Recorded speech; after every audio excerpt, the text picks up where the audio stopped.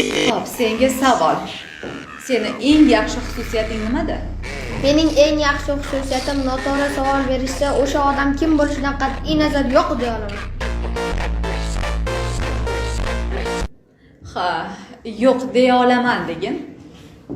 Shu gapingga javob bera olasanmi? Yo'q.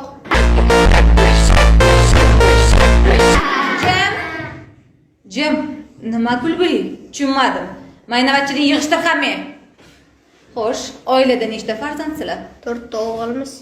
4 talasi ham o'g'ilmi? Yo'q, katta akam qiz. Voy, betarbiya, juda aqlsiz ekansan-ku. Mayli, hech qisi yo'q. O'zim tarbiyalab olaman. Hali meni sovunimga kir yuvmabsan. Ha, senga yana bitta savol bor. Agar bitta xaltada tilla, bitta xaltada aql bo'lsa, qaysi birini tanlagan bo'larding? Albatta tillani olaman-da. Aqlsizliging mana shu yerda yana bir bora bilindi. Seni o'rningda agar men bo'lganimda aqlni tanlagan bo'lardim. Kimda nima kam bo'lsa, o'shani oladi-da.